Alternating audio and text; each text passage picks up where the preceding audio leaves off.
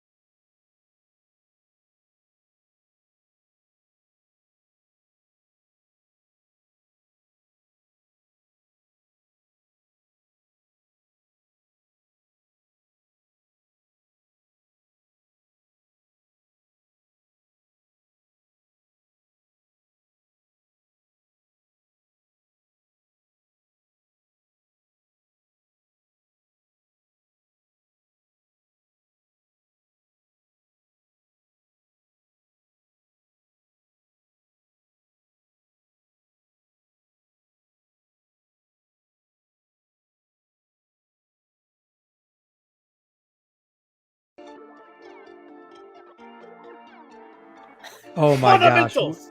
We would be the bad boys of Little League. I'm telling you now. We would beat the tar out of the other team. I'm just gonna go out and say it.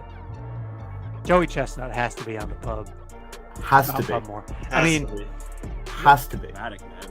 That was a journey. Man, I'm gonna get real theological on y'all. I think we're all a little soft and misunderstood. I'll just be real honest.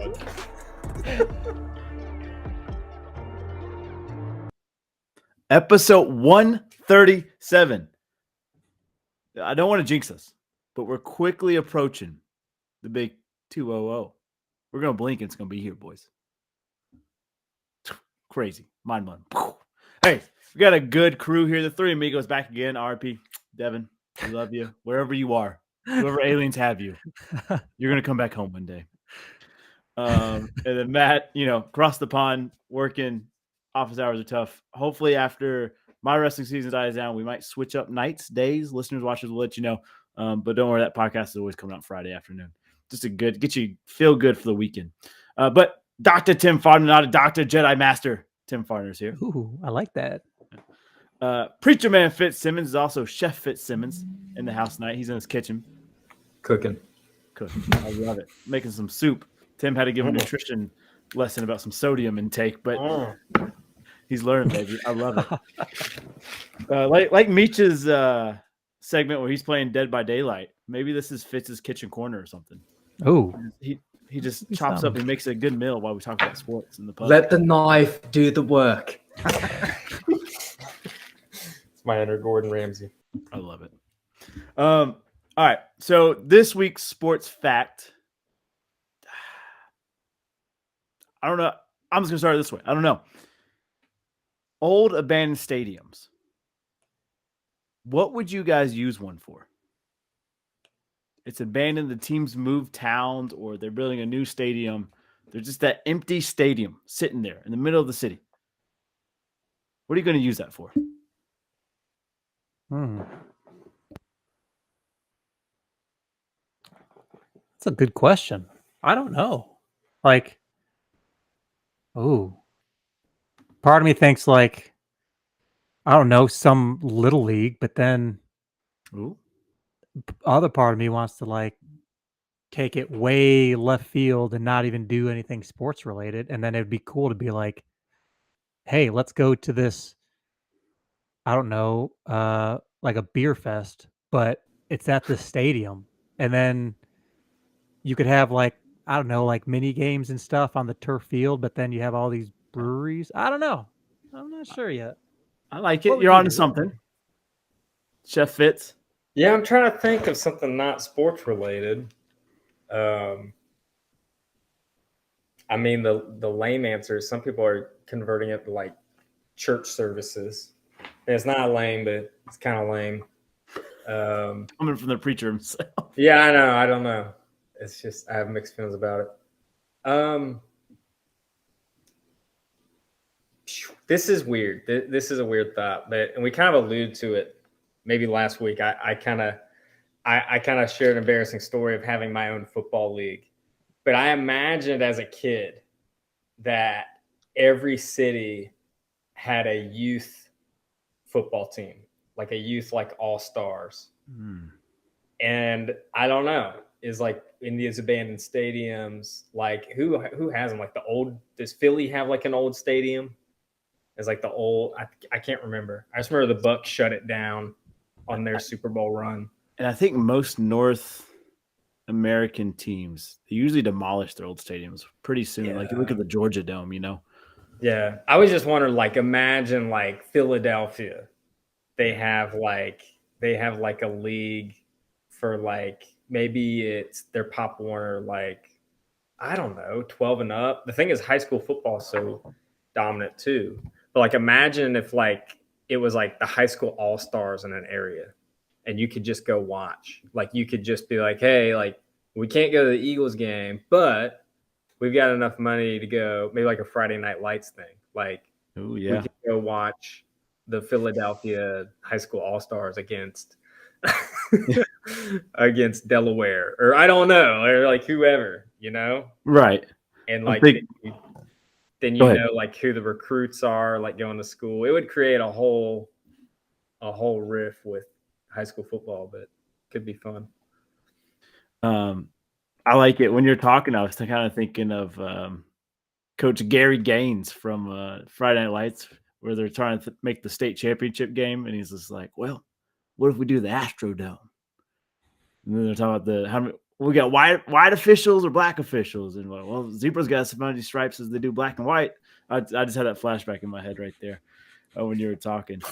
Great ideas for these abandoned stadiums, and I guess it's hard to maintain them if you're only using them for like one All-Star, 4 All-Star games or state championships a year, or unless you got a beer fest rolling in every month or concert venue every month, like it'd be kind of hard to maintain them. We're going to go to Japan for this one. And I hope I pronounced this right, and I apologize if I don't.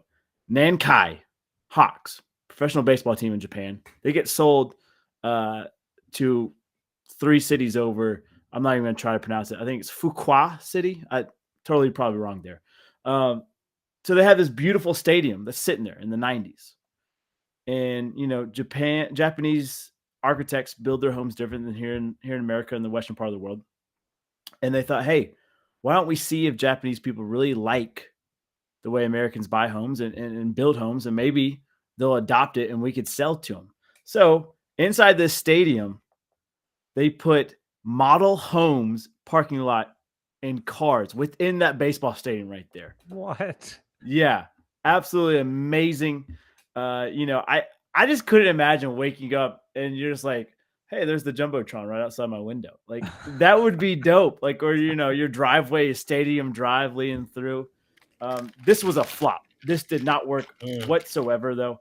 The Japanese did not like the way we built homes. It was completely different from what they liked and what they enjoyed.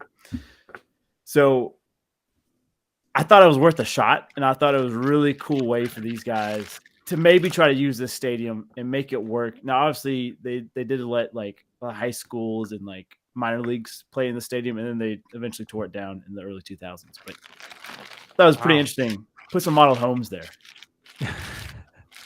That is pretty weird. I had another thought.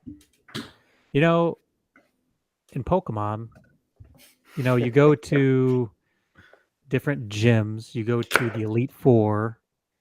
What if, with the way technology is advancing, with like AR, you see like sometimes at the stadiums, they'll have like on the Jumbotron, they'll have this virtual dragon flying around the field.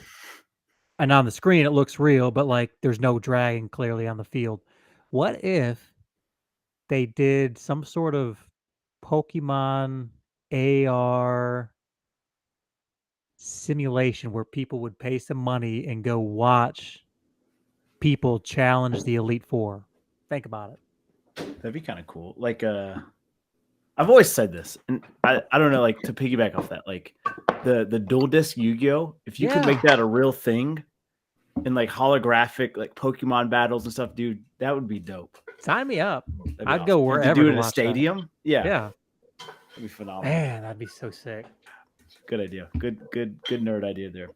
All right, let's move from baseball and stadium talks to the nitty gritty of this episode, which is really just the icing on the cake here. We're gonna talk a little college basketball, just a little bit. It's been NFL season hard. We've been watching it hard. I need to know your all's opinion on this. To me, it just seems like college basketball is hurting, especially the blue buds of the sport. We look at Kentucky, UNC, Duke, all taking major losses. And it's just kind of it's weird to see. It's really weird to see because on the top of the podium and rankings, I should say, you have Purdue at 1, Bama at number 2. They're supposed to be a football school, but they're dominating college basketball right now. And Kansas State's all within the top 4. The traditional powerhouses are just not playing up to standard. They're not playing really well. I mean, and we saw Houston go down earlier this week at number 1. There used to be a powerhouse back in the day. They've fallen off. Now they're starting to build back up. But like to me, it's kind of the change in the guards. And I was wondering, why do you think this changes? Is it because of the one and done? Is it because of NIL deals? Is it just time? Is it time for a new change in the guards and to see these blue bloods in old school college programs for basketball kind of they go up and down, it's ebbs and flows, and this is a real down year for them? What's your all's thoughts? I mean, it was a changing of the guards. I mean, obviously like Roy Williams and Coach K has been the recent one. Jay Wright was a surprising one at Villanova. Boeheim, he's gone too, right? From Syracuse. Yeah. So it is kind of like who is the next guy? And Bill Self would probably be the first name that comes to mind. You wonder if Calipari is going to get back in the mix. But it's kind of wide open, I think. Like who the coaches or the faces are going to be of college basketball, I don't think it's been decided yet. And so that's what makes it really interesting. But yeah, it's frustrating. Like the teams we're used to seeing, it's like, what happened? And it's a changing of the guards. It's going to shift. Absolutely. Yeah, it's interesting to kind of piggyback off Fitz here. I've always wondered if it was more of the school name or the coach. And this kind of shows you like the coach probably has a little more influence than the player saying, "Oh, I'm playing at Duke." It's like, "Oh, like Coach K is my coach." Like, Yeah. like I kind of admit, like, let's say Coach K for some reason decided to go to, I don't know, Michigan Wolverines. They would immediately become a top school because just the players that would want to go, not because Michigan's a good ball for basketball, but it's Coach K or Roy Williams goes to, I don't know, Georgia Southern. Bam. Like Georgia Southern's instantly on the map, right? Versus now, like you're seeing all this where it's like, yeah, okay, these people, they may want to play at UNC, but like it's different. And I don't know, this just kind of widens that gap to me. It's like, oh, wow, like these coaches, people just really wanted to play with them. Not necessarily that they're at Carolina or they're coaching at Duke, but like, they made quite the impression that they could pull these students because of, their track record, not necessarily the school. So I don't know, just my dumb thoughts. Yeah, I think you're right. And I didn't even think about that. But like I remember like, oh, Duke is a brand. UNC basketball is a brand. And I remember thinking like when Roy and Kay leave and even Jay Wright, like Fitz said, when they leave, I'm like, these programs are still gonna be good because it's built in their foundation. And obviously I was wrong in that thought of I think it's gonna take some like getting used to. We look at Davis and Shire, they're fairly young. And it's going to take time for them to build these programs up, and how Kay did things is probably completely different the way Shire did, even though they played under each other. Same thing with Davis and Williams. Like, I think it's going to take some time, and I think you're right. I think has a lot to do with old names, especially names. We say it a lot. Coach K, who coached the Olympic men's basketball team, and Kobe and LeBron are like, yeah, I ought to go play for him in a heartbeat. And like, I think that carries a lot of weight with young people, and that's a good point, Tim. Fitz. Well, I think it's interesting because I think Duke kind of falls in this like Villanova category or Gonzaga category of like they really weren't a program until they got their guy. Yeah. And so that's where it's different from like Carolina or Kentucky or UCLA or Kansas is like they have tradition of hiring great coaches, and like you feel like they'll have their guy. So it is a question of, okay, well now you've kind of built your blue blood, and I don't know if there is a blue blood that kind of has already been groundbreaking in that. Like it's almost like Duke and Gonzaga and Villanova. It's kind of up to them to pave the way to show schools how to do it.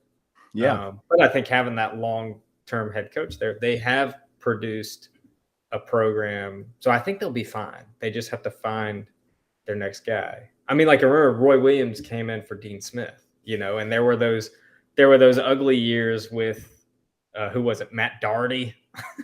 and Guthrie or whoever. Like, I mean, so you kind of go through and maybe that's where Duke is now. Like, we're in our John Shire years, or they just haven't found their guy yet. But I feel like they can, or maybe they can't. Maybe it is. I don't know. I don't know what you do to replace one guy. Right.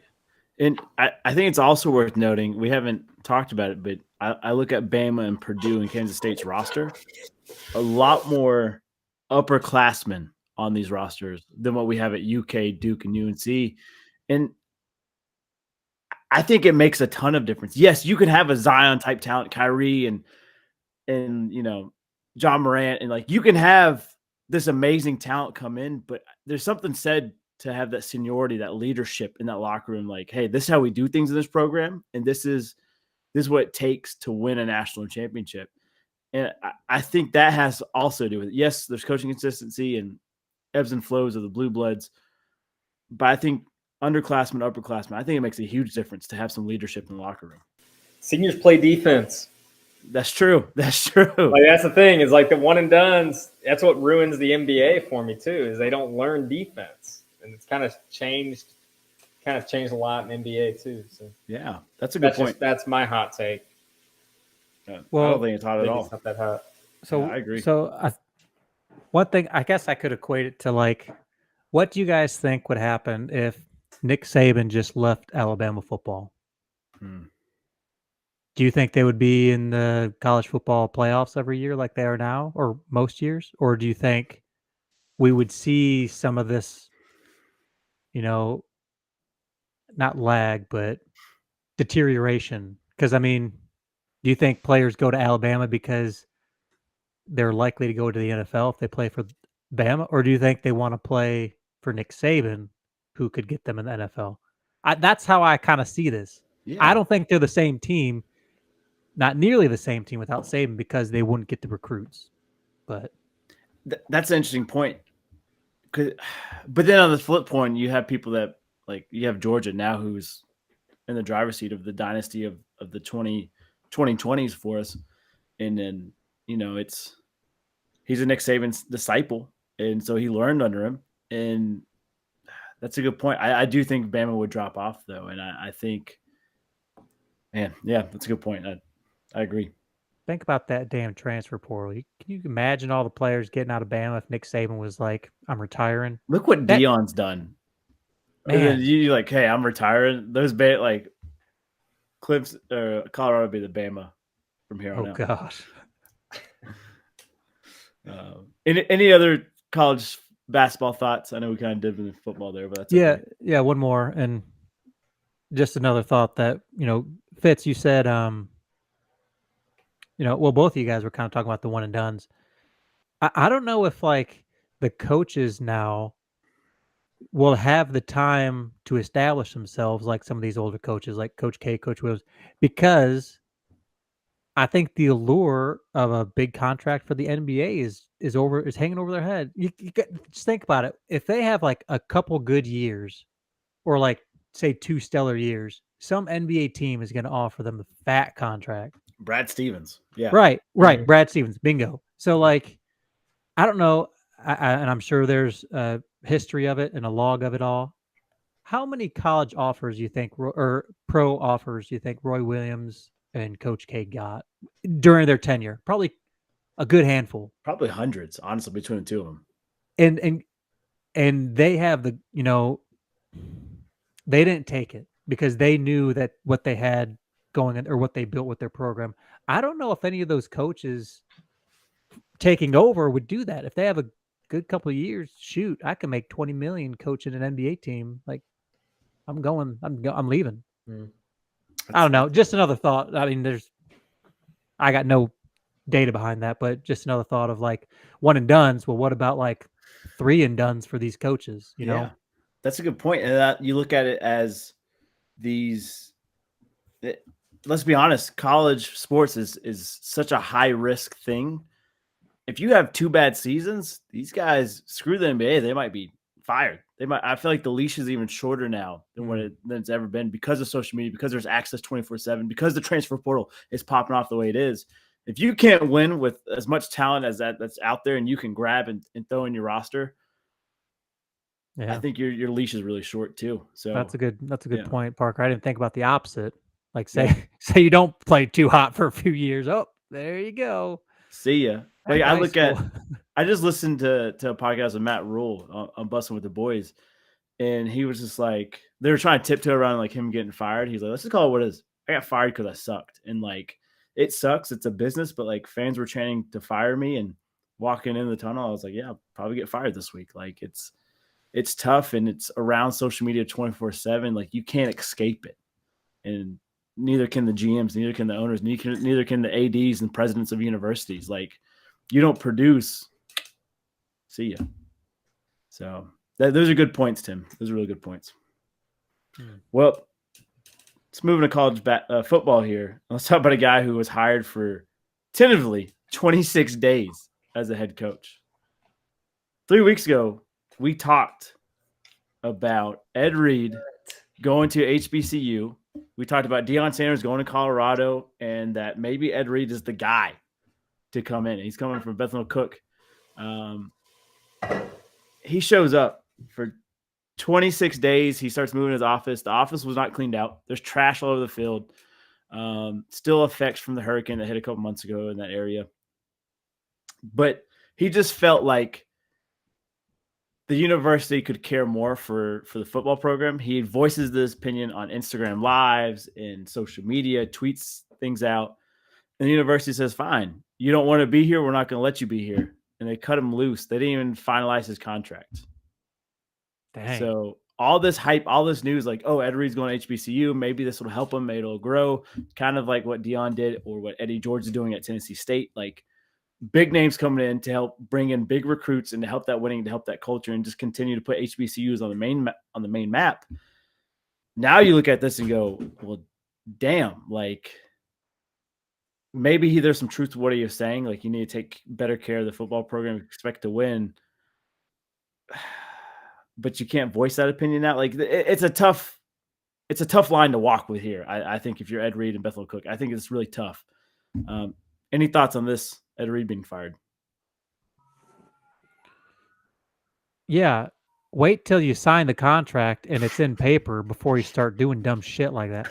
Like, what are you doing? Like, keep all these conversations behind closed doors, and then if you so deem that you need to Instagram Live your complaints, make sure you got some money somewhere along the line.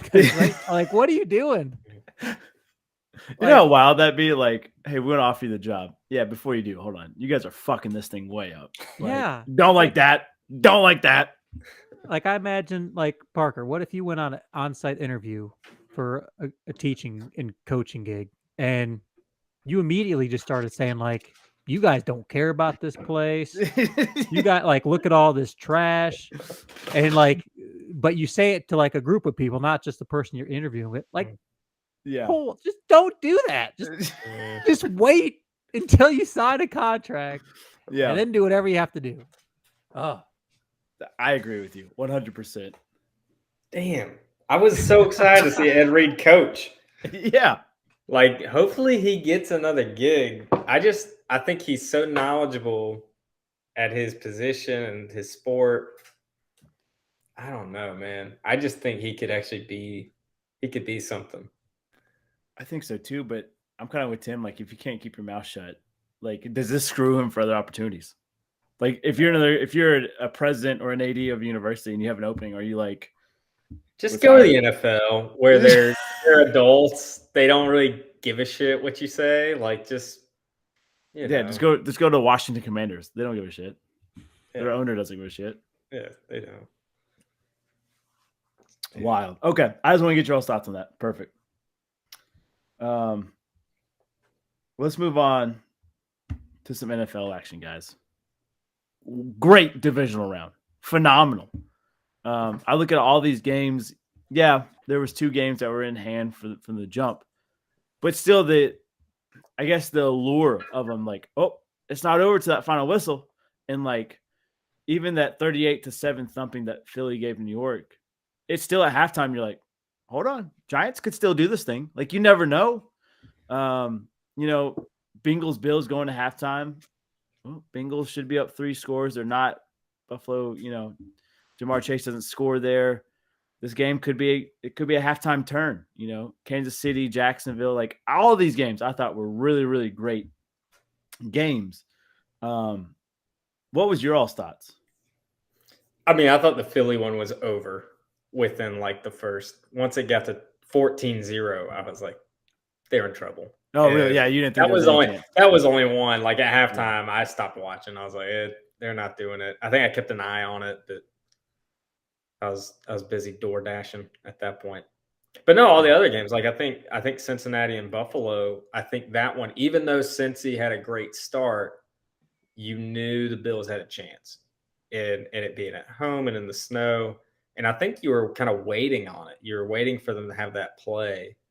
And it just never, it just didn't happen. So Yeah. I think that was frustrating. You were expecting, I think before the game, Romo was even like, this game's going to come down to a field goal. I think everyone felt that.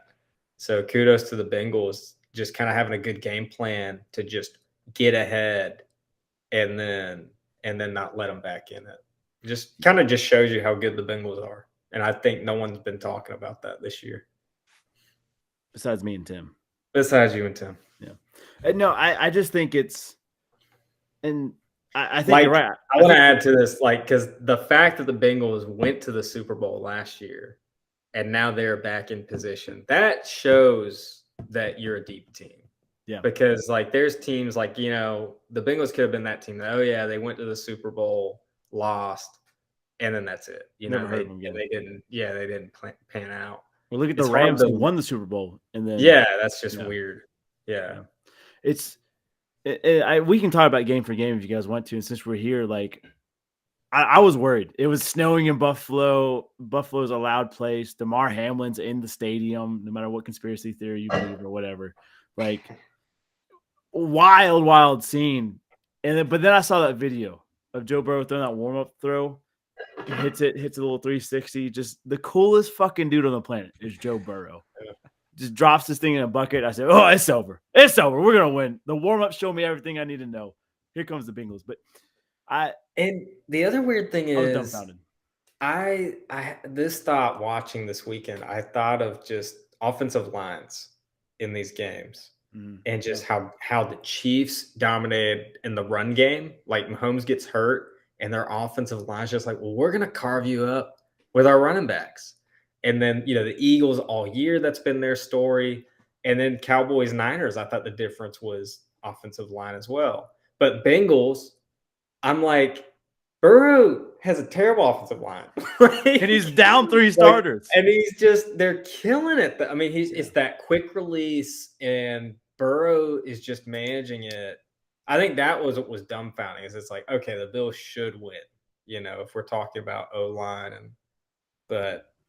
So I don't know. Just looking forward, that'd be my one concern with the Bengals is it's 4 very good teams, 3 stellar offensive lines, and one that has to rely on some other things. But I think they know that about themselves. So that's key too. It's just knowing your identity as a team. And they're like, we don't do this well. So let's just release it quick. Hot route. Right. Hot route. Tim, your thoughts on any of these games, specifically Cincinnati Buffalo, but we can jump to any game now. Man, Eagles looked really good. I mean, Yeah. So Jalen Hurts, for I think for the last few weeks, he's had a SC joint sprain, a sternoclavicular joint. So it's one of three actual joints of the shoulder. Some, I mean, the fourth isn't technically a joint, but the scapulothoracic junction. Anyways, one of the announcers, I can't remember who it was. They were like, "Oh, it's his SC joint, so it's right at the collarbone. Should have no effect on his throwing arm because it's not really part of the shoulder." And I'm sitting there at the TV like, "Homie, it's a huge part of the shoulder. What do you mean he should be throwing fine?" But the thing with the Eagles is like, I think he only threw for like 154 yards or something like that. Yeah. But like, they controlled the game otherwise. Like, he was rushing. They had the running game. The defense was stellar. So like, that's one example of, a player who may not be that 100%, but they have a complete team that they can just work around it. So like, I don't know if there was one more quarter of that Chiefs Jaguars game. I don't know if the Chiefs would have made it. I I'm don't kinda know if with they you. would have bought the time. I think they kind of just, out time the Jaguars versus like the Eagles. If that same injury happens to the Eagles with Jalen Hurts in his ankle, I don't think it's any question like, yeah, Eagles got this in the bag, no problem. Yeah. So that was I guess my big takeaway with those two games. And man, the Bengals, Joey B, man, he looks cool as a cucumber out there. Whew, I thought that game would be closer, but man, really solid performance. So Parker, I'm happy for you. I Thank you. immediately thought we were one game closer to you popping that thing on this show at Who Day. Right here, baby. I'm ready for it. Oh, I'm ready for it. One day closer. I can't wait, dude. I cannot wait. All right. The game we have not talked about. 49ers Cowboys. This has gotta be. It looks like barring a the penalty. ugliest Prescott play. over the middle of the turf. Gets smoked right away. And that'll do it. The 49ers back to the championship game.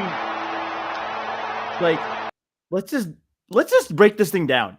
Zeke is at center snapping the ball. You have one lineman to protect Dak.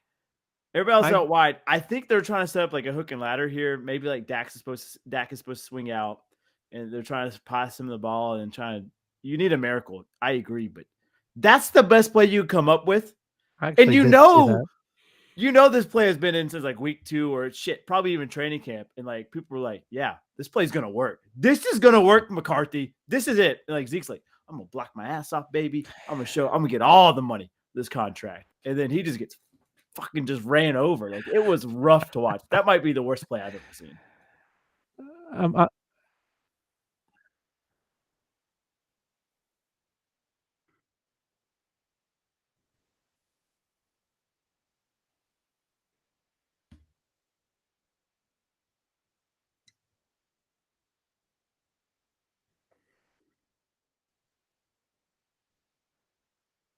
Yeah.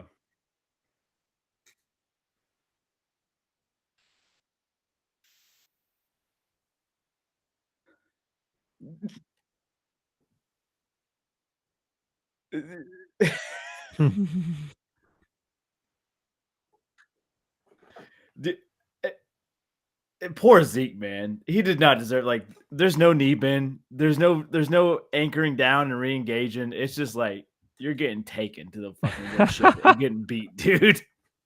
I did not see this. You didn't see this? No. I was in bed by like halftime. I was like, yeah, this game stinks. I had no idea this was a thing. Oh my gosh. If I didn't have enough ammo to make fun of the Cowboys, this is everything.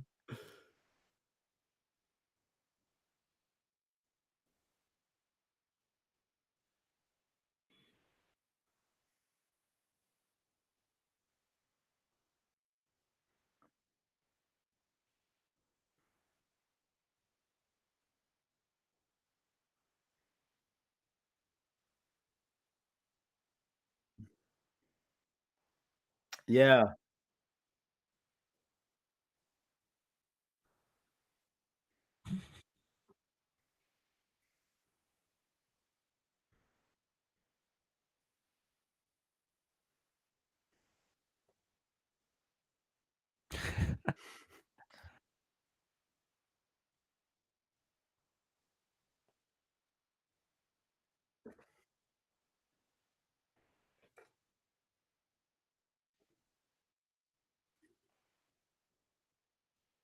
Yeah.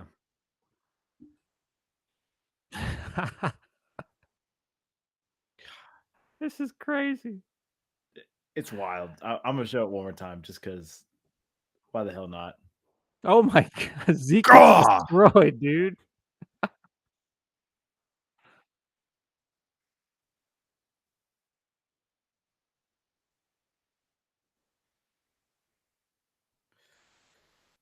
Yeah, like what? It's real bad. You're supposed to be Yes. this. You're supposed to be this offensive coordinator guru who has these job prospects for head coach, and this is what you come up with for a final play, and you have wide receivers, who are pretty much studs. Like this is what you do. Wow, that's comical. That is.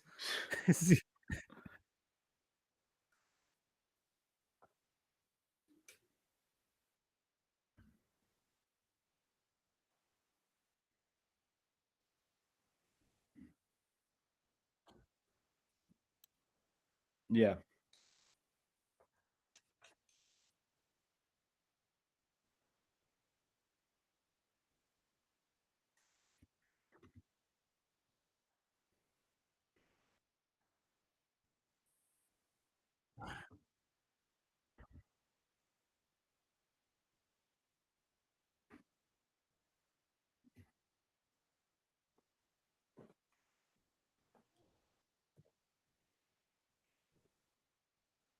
Yeah.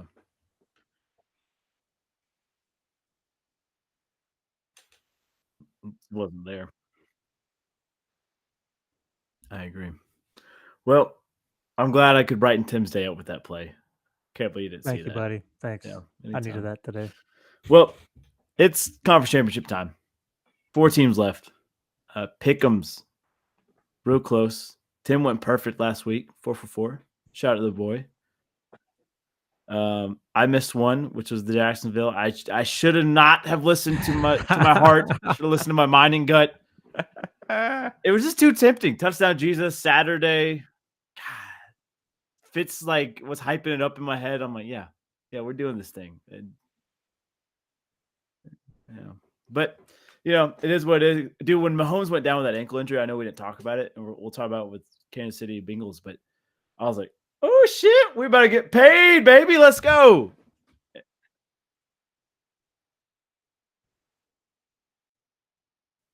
That's all I take. Yeah, that's fair. Maybe.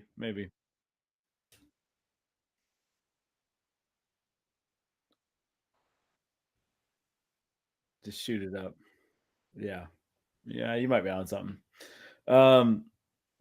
So Tim, perfect. I missed one game, which puts me a game behind because remember we were tied coming from wild card. Fitz had a rough week. He called Kansas City right, and that was it. It was rough. Rough. Hate to see it, buddy. Down by 3 to Tim, but yeah, you hate to see it. Right. This is what comebacks and champions are made of right here. It's yeah, that's true. Well, let's start this NFC matchup, then we'll do the AFC. We've got Philly, Niners. I know I put the guys on the wrong side, whatever. 46.5 to over under. Philly's at home. They're the 1 seed. They're feeling good. Hurts, didn't throw the ball a whole lot Saturday. Kind of preserved him, but he still looked pretty good. He still looked refreshed, still looked recovered. Philadelphia's defense obviously dominated.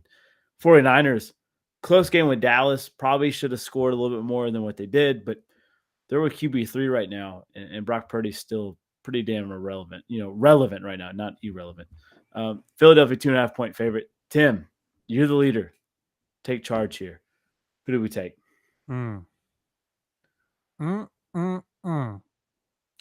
Well, boys, you've heard me say it since preseason. You've heard me say it since, well, not preseason. Since the Lions played the Eagles. I've been kind of high on the Eagles ever since. I said they're the most complete team. I'm sticking with it. Give me the Eagles. It'll be a dogfight, much more of a dogfight than the Giants, but I think they're gonna win.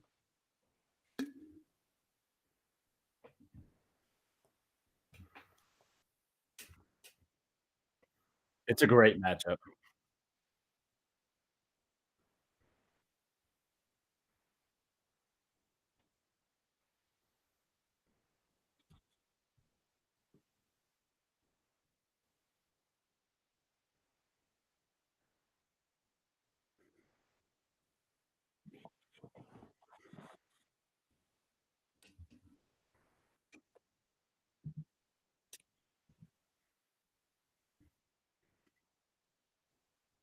Yeah.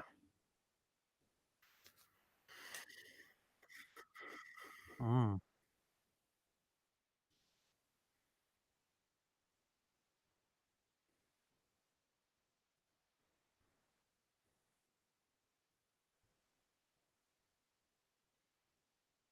Oh. Ooh.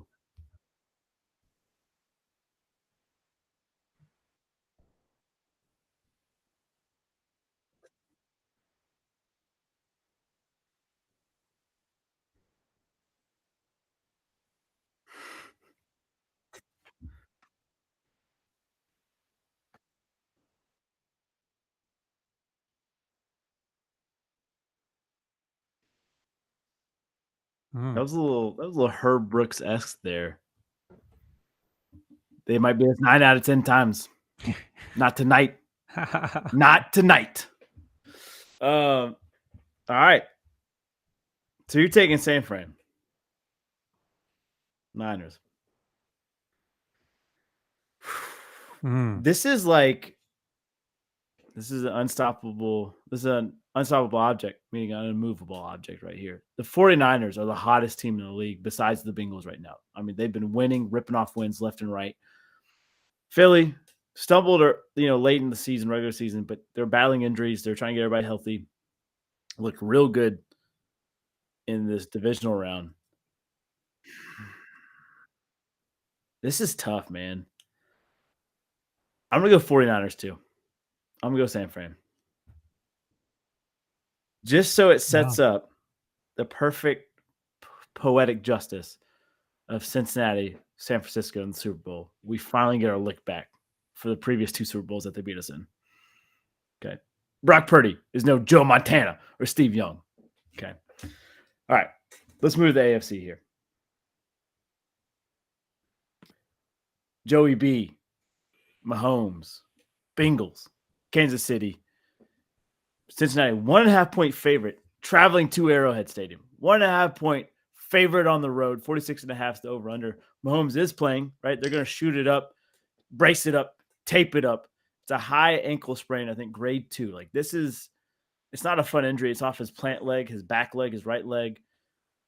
Mobility's not there. And maybe that's why Cincinnati's a 1.5 point favorite. Maybe is because Mahomes is a little banged up, or maybe the fact that Cincinnati's won 3 in a row against Kansas City.